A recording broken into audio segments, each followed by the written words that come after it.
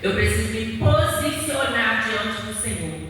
Eu não posso gastar o meu tempo com tantas coisas e quando me apresentar diante do Senhor Jesus, chegar eu e o meu cansaço. Eu não posso.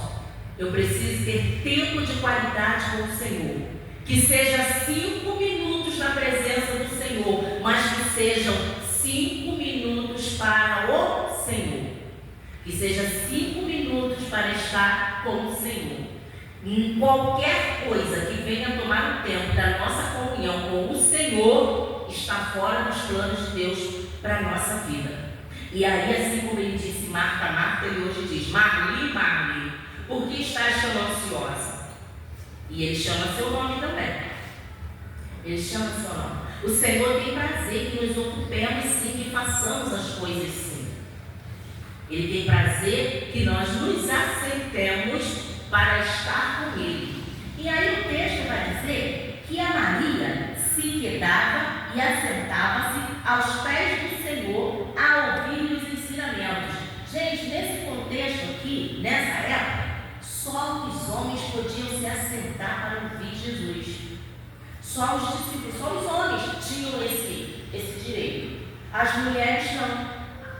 Mas o texto, ele mostra para a gente que mesmo Maria estando fazendo o improvável, porque ela estava fazendo algo ali que normalmente seriam os homens quem faria, o Senhor não repreendeu Maria porque ela estava sentada. Ele poderia ter falado, Maria, Maria. Só quem se assenta para aprender são os homens, Maria. Não, ele repreendeu a Marta. Porque Maria escolheu o quê? A boa parte, aquela que não será tirada. Aquela casa existe ainda hoje? Aquela casa não existe mais. A comida gostosa que ela preparou não existe mais. Tudo que ela fez, achando que estava fazendo em prol de Jesus, não existe mais. Mas a boa parte que Maria escolheu não foi tirada. Não foi tirada do texto, não foi tirada da memória e serve para nos orientar e para nos lembrar e ainda hoje aprendermos que estar aos pés de Jesus para aprender é a melhor parte e essa não será tirada nunca, gente. Às vezes a gente... Eu não vou falar me perdoe não, porque é a palavra, eu não vou falar me perdoe não. Mas às vezes a gente fica ali no tempo, a gente lava, a gente quer fazer alguma coisa, tudo na hora do culto. A gente quer fazer um monte de coisa. Um dia não terá tempo. Um dia não terá parede. Mas a presença do Senhor, ela permanece. E isso não significa que a gente não tem que fazer nada, né? Não vamos confundir as coisas. Não significa que a gente não tem que fazer nada na casa do Senhor, não. A gente precisa fazer, mas a gente precisa ter prioridades. Prioridade, gramaticalmente, é uma palavra que não tem plural. Sabe por quê? Porque prioridade é o que vem primeiro. Se você tiver 2 prioridades na sua vida, uma é prioridade, a outra é segundo plano. Prioridade é o que vem primeiro. Qual é o seu objetivo para a sua vida? O que você deseja fazer? Qual o alvo, qual a meta que você tem traçado para esse ano que você deseja cumprir ainda? O que você deseja fazer primeiro, para depois fazer as outras coisas? Prioridade. Família, prioridade. Deus, prioridade. Então a gente busca primeiro o quê? A Deus e a sua justiça. E as demais coisas nos serão acrescentadas. Família, prioridade. Mas às vezes a gente está invertendo. A gente começa a buscar um monte de outras coisas. E a gente não busca o que é prioridade. Ou então a gente fala que a minha prioridade é A, B, C, D. Não, prioridade é o que vem primeiro. É uma coisa só. Depois as outras coisas. Então, buscar o reino de Deus em primeiro lugar precisa ser a nossa prioridade. Servir ao Senhor com os nossos esforços vem depois. Primeiro a gente assenta aos pés do mestre, aprende com o mestre, para depois a gente servir o mestre. E a gente vai servir com excelência quando a gente aprende qual é a vontade dele para a nossa vida. Menos religiosidade, mais presença de Deus. A gente aprende a servir Ele melhor quando a gente busca em primeiro lugar aquilo que é a vontade do Senhor para a nossa vida. Nós precisamos nos tornar discípulos todos os dias da nossa vida. Todos os dias. O que é que os discípulos faziam? O que um discípulo deve fazer? Discípulos são pequenos cristos. Ou seja, nós somos as cópias do Senhor Jesus. Quem aqui já brincou na infância daquela brincadeira? Tudo que o seu mestre mandar, fazeremos todos. E se não fizer, ganharemos um bolo. E hoje a gente precisa falar: tudo que o meu mestre mandar, faremos todos. E se não fizermos, de toda. Então a gente precisa ter como prioridade fazer aquilo que Jesus, a única coisa que Jesus mandou a gente fazer. Lá em Mateus 28, 19, 20, 21.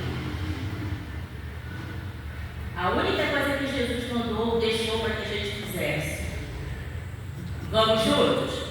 Portanto, ide fazer discípulos de todas as nações, batizando-os em nome do Pai, e do Filho e do Espírito Santo, ensinando-os a guardar todas as coisas que eu vos tenho mandado. E eis que eu estou convosco todos os dias, até a consumação do mundo. Amém. O que Jesus mandou a gente fazer? E por todo mundo fazer o quê? Discípulos. Discípulo faz discípulos. Foi a única coisa que o Senhor Jesus mandou a gente fazer. E a gente quer fazer um monte de coisa. A gente quer se cansar, se infartar de tanto fazer coisas e não faz isso. E isso é para todos. É para mim e é para você. E a gente precisa fazer essa pergunta todos os dias. Falei de Jesus para quem hoje? Eu sei que às vezes a gente fala assim. Alguém falou e depois muita gente ficou repetindo, né? Pregue em todo tempo, se preciso, abra a boca. Ou seja, com o nosso comportamento a gente consegue pregar, sim, com o nosso comportamento, mas a gente não pode ficar só no comportamento. A gente precisa também abrir a nossa boca e anunciar a preciosa palavra do Senhor. Então, Jesus, ele aponta nesse texto aqui aquilo que de fato é indispensável para a nossa vida. Existem duas palavras aqui nesse texto que vai deixar a gente assim bem. Quando a gente lê aqui a boa parte, entretanto, pouco é necessário, ou mesmo uma só coisa. Maria, pois, escolheu a boa parte, não lhe será tirada. Essa palavra boa, ela tem um significado, né? Quando você vai lá para o grego, ela vai ter um significado. E esse boa aqui significa, não é apenas boa parte, mas é excelente parte. Pastor Isaías gosta de usar a palavra excelente. Excelente é melhor que bom. Então é excelente. A parte que Maria escolheu foi a parte excelente. E aqui não será tirada. A gente está em busca de algo que perece ou a gente está em busca de algo que é eterno? Maria foi atrás de algo eterno. Ela escolheu algo que não lhe seria tirado. O mestre estava falando ali para ela naquele momento, que a boa, falando para Marta, que a parte que Maria escolheu era excelente, que não seria tirada jamais. Tem coisas, irmãos, que um dia nós vamos perder. Tem coisas que um dia nós vamos perder. E a gente precisa se preparar para isso, né? A gente precisa se preparar. Tem coisas que vamos perder. Tem coisas não. Tem coisas que vão ser eternas. E aí a gente precisa escolher aquilo que é eterno. Isso?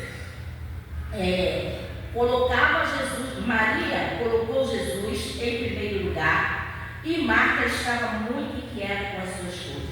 1 Pedro 5, 7 vai ter um versículo que vai nos dizer o seguinte: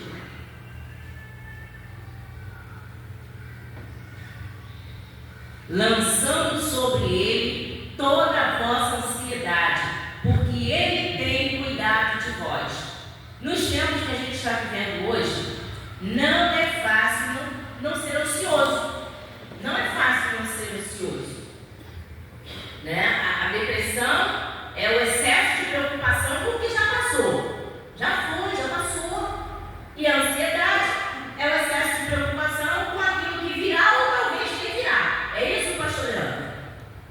É isso, assim de uma forma bem, né, resumida assim, né, da minha forma leiga de dizer. Então, só que às vezes a gente está tão ansioso, tão preocupado com coisas que talvez nem aconteçam, que talvez nem alcancemos determinadas coisas. Mas só que o texto diz para a gente que é para lançar sobre o Senhor toda a nossa ansiedade. Lance sobre o Senhor, porque o Senhor tem cuidado de nós. O Senhor cuida de mim, o Senhor cuida de você, o Senhor cuida de todos nós. Nós precisamos crer nessa palavra. E não só crer, mas precisamos também agir dessa forma, colocando no Senhor, lançando sobre o Senhor. Às vezes a gente lança sobre todo mundo as nossas preocupações.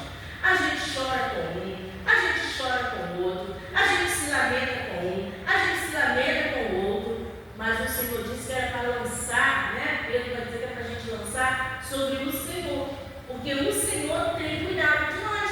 Ele tem cuidado de cada um de nós. Então, junto com a juventude, nesse texto, eu convido todos vocês a pensar o que é que tem tomado primeiro lugar na sua vida. O que é que tem tomado primeiro lugar na minha vida? O que é que tem sido distração na minha vida? E essa palavra distraída, ela também, ela tem um sentido daquele que é puxado pelas coisas que estão à sua volta. Ou seja, você está tão distraído com seus problemas que você não consegue chegar até Jesus, porque os problemas começam a te puxar, assim como puxou Marta. Jesus estava na casa da Marta. A Marta não precisava nem se deslocar para ir até Jesus. Jesus estava na casa dela. Mas ela estava tão atarefada que as dificuldades puxavam ela e não deixavam ela chegar até Jesus. Não vamos estar distraídos, né? Não vamos deixar que as distrações desse tempo presente nos afastem da presença do Senhor. Tire o lugar que é do Senhor. Não vamos permitir que isso aconteça na nossa vida, mas vamos sim tomar atitudes que demonstrem que somos pessoas sábias, porque estamos escolhendo o quê? A boa parte, a parte que não nos será tirada. Que assim como Maria escolheu a boa parte, e aí é interessante que Jesus vai dizer assim, ó: entretanto, pouco é necessário, ou mesmo uma só coisa. Tanta coisa que nós estamos correndo atrás. Mas vamos parar agora, vamos pensar, vamos fazer um exame aí. Pensa naquilo que você tem corrido atrás. Vai lembrando aí, pensa. Aquilo que você tem corrido atrás, que você tem. Até quanto isso é necessário para você? De 1 a 10, o quanto isso é necessário para você? E aquilo que você tem deixado de escolher como boa parte? O quanto é necessário para você? Nessa noite, o Senhor nos chama e nos desafia.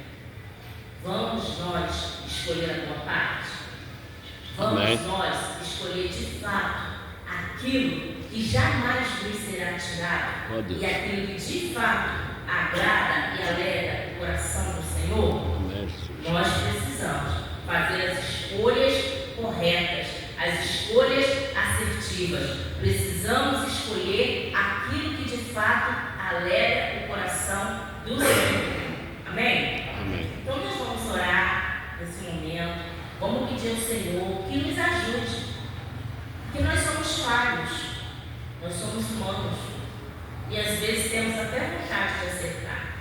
Quantas vezes Jesus tem entrado na nossa casa, no nosso coração, na nossa vida, e a gente está tão ocupado que a gente deixa passar oportunidades que a gente pensa assim, mas isso aqui é importante.